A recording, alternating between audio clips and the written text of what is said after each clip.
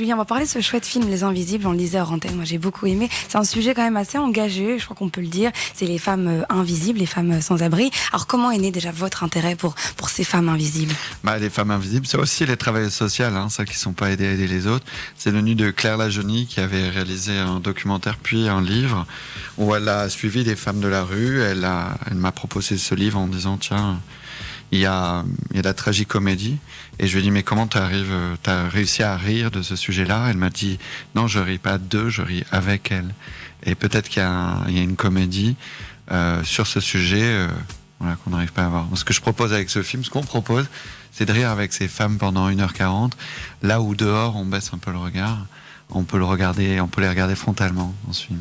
Et puis ça n'a pas l'air tellement romancé, ça a presque même l'air d'un documentaire. Au début, j'avoue, je me suis un peu posé la question parce qu'on s'y croirait en fait, c'est plus vrai que nature. Est-ce que vous êtes entré en immersion dans cet univers ou complètement? Vous avez Corinne Maziero, c'est l'immersion de sa vie, si je peux me parler de ça.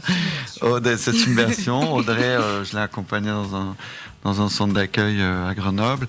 Moi, j'ai passé un an pour comprendre les travails sociaux, les limites de l'administration et les lois qui ne sont pas adaptées au parcours de vie, et aussi pour comprendre l'humanité, la force qu'ont ces femmes de la rue, et l'humour qu'elles mettent comme bouclier à l'extérieur et qu'elles te donnent en lien pour avoir un bon contact avec elles. Et puis il y a un passage qui est plutôt dur, en fait, ça se passe au petit matin sur un terrain public où avaient élu domicile plusieurs de ces femmes sous leur tente. Puis il y a l'huissier de justice, des policiers, la médiatrice sociale qui débarque. T'es en train de spoiler le film là. Ouais, un petit peu complètement. Mais moi personnellement, c'est un morceau qui m'a un peu marqué. Ouais.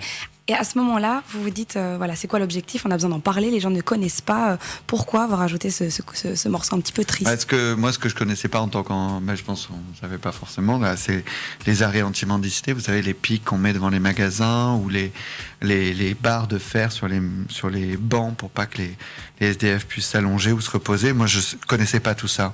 Je savais pas qu'il y avait des villes où on mettait des contraventions aux SDF, on les empêche de mendier, parce que la mendicité est interdite dans certaines villes.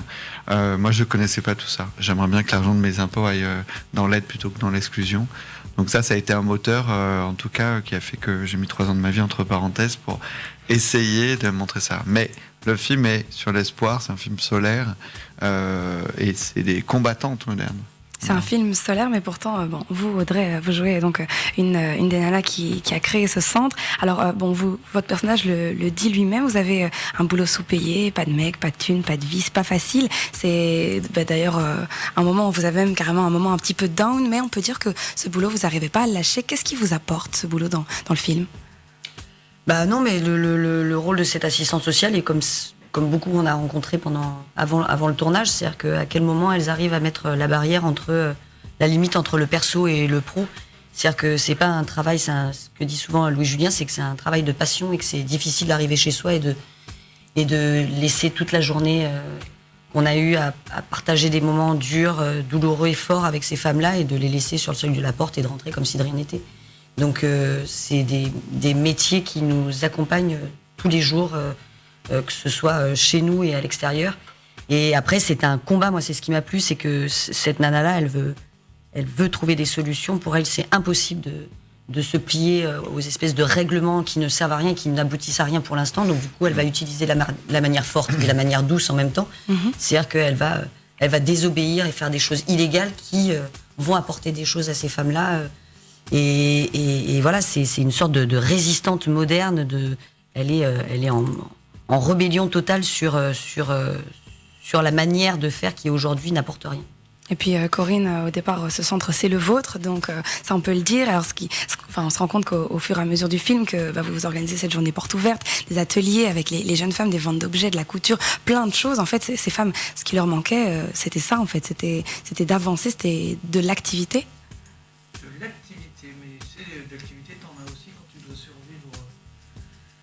survivre dans la rue et ailleurs. L'activité, c'est pas ça, c'est pas montrer de l'activité, c'est montrer que quand on regarde des personnes comme ça dans la rue, on a un a priori souvent très péjoratif, très négatif, et qu'en fait, ces personnes qui sont dans la merde, qui subissent cette merde, ont des compétences, ont des talents, et que ces talents-là, il faut les montrer pour pouvoir échanger, faire en sorte d'aller de l'avant. Donc c'est surtout dans cette optique-là que c'est réalisé. Et à un moment dans le film, on entend une phrase qui dit « Vous les couvez trop et c'est pour ça qu'elles ne s'en vont pas ». Alors à quel moment est-ce qu'on... Vous les chouchoutez trop. Voilà, vous les C'est pour ça chouchoutez. qu'elles reviennent chez vous. Exact. Mais oui, bien sûr, il y a des moyens. C'est-à-dire qu'il y a deux différentes visions de la réinsertion. En tout cas, moi, je me suis intéressé à l'initiative locale, la petite initiative, celle d'Audrey et Corinne, Manu et Audrey dans le film. Et surtout, celle de Chantal, qui est la force dingue, parce que c'est une nana qui a dans la vie, qui le dit, qui est partie en prison, c'est son histoire. Hein. Elle a tué son mari qui l'a batté, c'est arrivé, c'est des violences qui arrivent, hein, parce qu'être une femme à la rue, c'est une double peine. Et au-delà de ça, elle a cet humour, encore une fois, ce que vous voyez dans le film, là vous me l'avez dit tout à l'heure off. Elle Ah fait ouais, rire, Chantal, elle est extraordinaire, mais c'est clair, on le voit dans la bande-annonce, je sais pas si vous l'avez là, mais on l'écoute sur la bande-annonce. Elle a tout le temps... c'est là où la comédie s'invite, parce que nos travailleurs sociaux ont envie de transgresser, puisqu'elles sont prises à la gorge. Donc elles vont dans l'illégalité, et plus elles vont dans l'illégalité, plus Chantal, elle, veut dire la vérité, elle reste dans la réalité. Donc, Chantal ne veut pas mentir. Voilà, Chantal ne veut pas mentir, elle est très fière d'avoir appris des choses en prison. D'ailleurs, c'est vrai, elle a un diplôme de polyvalente en bâtiment, dans la vie, et ça crée des situations drôles et touchantes en même temps. Moi, j'aime la force. D'ailleurs, c'est ce qu'elle dit. Hein, c'est pas parce qu'on a la rue qu'on a perdu son sens de l'humour et l'autodérision et ses compétences, comme disaient Corinne et Audrey. Alors, il y en a une dont j'aimerais parler aussi, c'est Hélène. Elle a un point de vue un petit peu différent. Enfin, quand on la voit, premier abord, on se rend compte que c'est quand même une nana qui a l'air un petit peu aisée. Elle a une belle maison, elle est mariée depuis des années, elle a 2 jolis garçons en santé. Bon, même si son mari la trompe, bon, elle a l'air quand même d'avoir une vie assez dorée. Pourtant, elle cherche la compagnie de ces nanas. Elle y va en tant que bénévole. En fait, est-ce que l'argent, ça lui suffit pas et il lui manque... l'humain? Non, elle se pose pas à l'argent, pas du tout. D'ailleurs, l'argent n'est pas traité dans le film. Une fois qu'il est traité, une fois qu'on parle de l'argent, c'est là où les problèmes arrivent. Mais surtout humainement. D'ailleurs, on peut faire un petit parallèle avec la vie en général. Mais globalement, Hélène, c'est l'œil du spectateur. Donc, c'est-à-dire que c'est Noémie Lovski qui joue divinement bien, incroyablement bien. Elle vient dans ce centre pour chercher quelque chose, pour aider, mais peut-être aussi se faire aider. Elle a un mystère comme ça. Moi, j'aime bien, elle est attachante. C'est qu'elle pose toujours les questions qu'on veut pas qu'elle pose. Elle est toujours là, elle provoque du coup des situations drôles et comme, mais ce qui est bien, c'est que, enfin, moi, ce que j'aime dans sa trajectoire de personnage, c'est qu'effectivement, elle rentre de l'histoire, elle trouve une utilité dans ce centre là où elle n'en a plus à l'extérieur. Donc ça n'a rien à voir avec l'argent, ça a à voir en tout cas avec le regard qu'on porte sur elle, puisqu'elle est invisible à l'extérieur, dans sa vie personnelle. Elle va retrouver de la visibilité dans ce centre. Elle va être utile, indispensable grâce au personnage d'Audrey qui lui tend la main en disant « Hey, viens avec moi, parce que personne, puisque Corinne, puisque le personnage de Manu, puisqu'Audrey fait les choses en douce, on lui dit viens, j'ai besoin de toi, parce qu'au bout d'un moment, il faut utiliser la manière forte.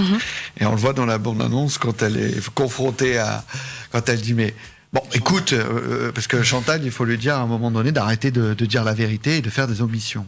Et faire des omissions, c'est mentir. Et elle comprend pas, Chantal, elle dit, mais j'en peux plus. Et elle dit, tenez-vous droite, parce que ça me rend dingue. Les épaules en arrière. ça me rend dingue, comme ça. Et elle dit, relevez-vous, les épaules ouvertes et le regard fier. Et Chantal qui dit, je l'ai, le regard fier. Elle s'engueule. Elle dit, t'as pas eu des problèmes dans ta vie? Ça, c'est des scènes qu'on a fait qui étaient spontanées, sincères, qui sont faits en un plan, une prise quasiment. En tout cas sur Adolphe, sur Chantal. Et ouais, c'est ça, c'est elle est lunaire et en même temps, elle a un truc extrêmement pragmatique, quoi. Voilà, enfin moi j'adore, je suis fan de Noémie Lovski, je l'aime d'amour. Voilà.